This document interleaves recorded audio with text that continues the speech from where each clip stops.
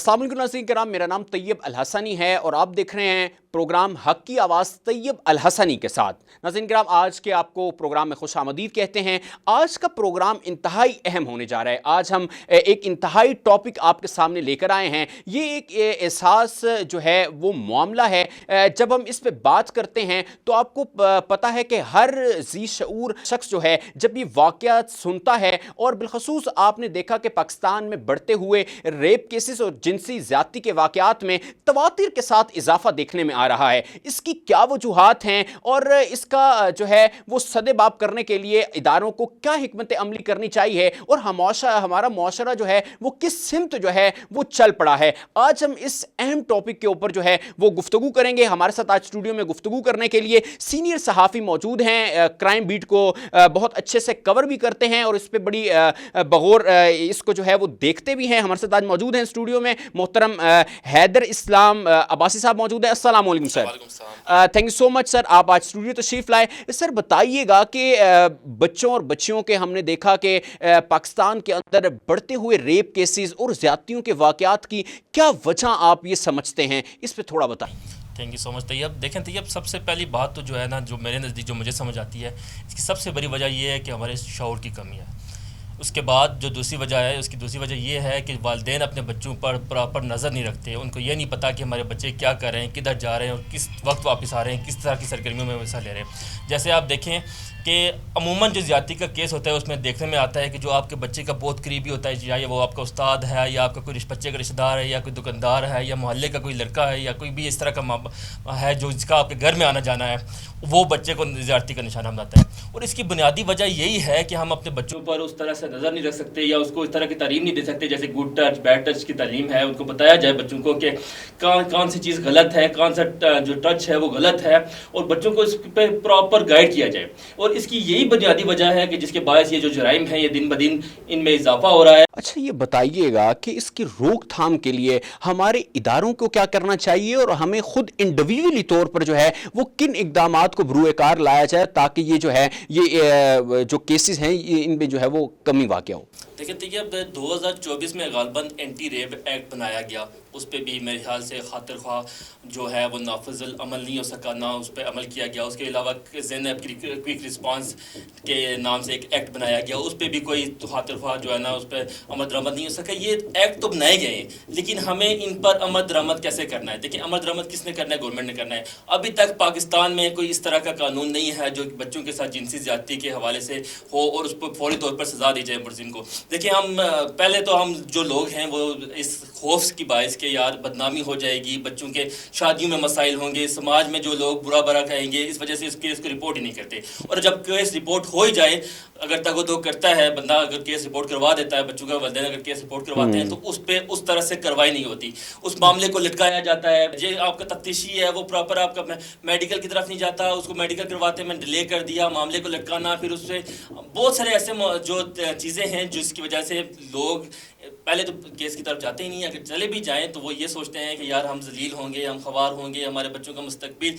और इस चीज़ पे हुकूमत को चाहिए कि फौरी तौर पर एक ऐसा कानून बनाया जाए जिस पर फौरी तौर पर 5 दिन में या 10 दिन में या 15 दिन में जो इस केस के जो मुल्ज़मान हैं उनको फौरी तौर पर सज़ा दी जाए। अच्छा, ये बताइएगा कि हमने देखा है रिसेंटली, और ये जब हम रेप और जिनसी ज़्यादती के केसेस के पाकिस्तान में बात करें तो ओवरऑल सबसे ज़्यादा हमें ये शरह जो है वो पंजाब के अंदर नज़र आती है कि पंजाब में बढ़ते हुए केसेस में जो है वो पंजाब में सीसीडी होने के बावजूद और वज़ीर आला मरीम नवाज़ साहबा ने जिस तरह वुमेन एम्पावरमेंट पर काम करती हैं, उसके बावजूद जो है वो हम देखते हैं बच्चियों और बच्चों के साथ पंजाब के अंदर बिलखसूस रिसेंटली जो मुंतहा ज़ारा का केस है, 7 साल बच्ची सरगोदा के अंदर अपने करीबी जो है वो किराना स्टोर पे जाती है किसी जो है चीनी लेने की गर्ज से, और वहां से उसकी जो है वो लाश बरामद होती है। और आज हमने बिलखसूस में आज पढ़ रहा था कि आज जो है वो रहीम यार खान में एक अफसोसनाक वाक़या पेश आया नाज़रीन किराम कि 18 साल लड़के को सालगिरह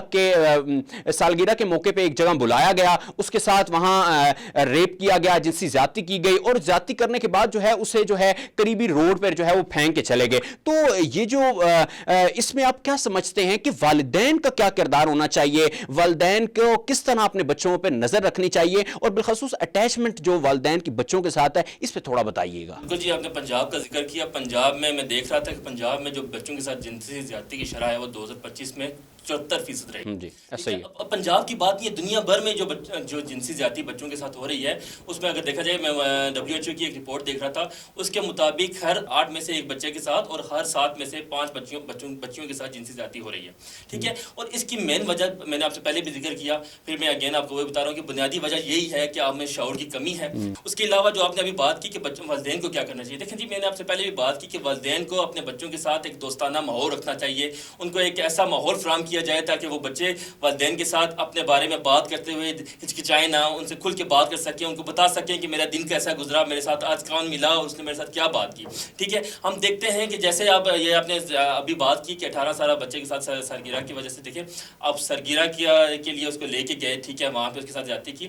اب مین وجہ یہی ہے, بنیادی وجہ یہی ہے کہ دیکھیں بچے کو لے کے گئے, اب اس کے والدین اگر اس کو پہ نظر رکھتے ہیں, دیکھتے ہیں کہ کیا بچہ کہاں جا رہا ہے, کیوں جا رہا ہے, تو وہ شاید یہ واقعہ نہ پیش آتا. ہم نے یہ بھی دیکھا ہے کہ سوشل میڈیا پر جو ہے وہ آسانی سے جو ہے وہ آپ کو جو ہے غیر اخلاقی مواد بھی مل جاتا ہے, جس کی وجہ سے نوجوان نسل جو ہے بالخصوص جہاں بیرار روی کا شکار ہوتی جا رہی ہے, وہاں جنسی جرائم کے رجحان بھی بڑھتا جا رہا ہے. اس پہ کیا کہتے ہیں آپ؟ جی بالکل, آپ کی بات بالکل ٹھیک ہے. دیکھیں 2015 میں ایک شاید قصور کا ہی واقعہ تھا, جہاں پہ یہ بچوں کے ساتھ جنسی زیادتی کے جو ویڈیوز وغیرہ اپنائی گئی اور اس کو بعد میں ڈارک ویب زہرا کا کیس بالکل ایسا ہی سیل کیا گیا. دیکھیں آپ انٹرنیٹ کھولیں, ہمارا معاشرہ مجھے نہیں پتا کس طرف جا رہا ہے, اور یہ انٹرنیٹ کا جو بیجا استعمال ہے یہ بہت غلط ہو چکا ہے. ہمارے بچے, ہم اپنے بچوں کو دیکھ نہیں رہے کہ ہمارا بچہ فون پہ کیا کر رہا ہے.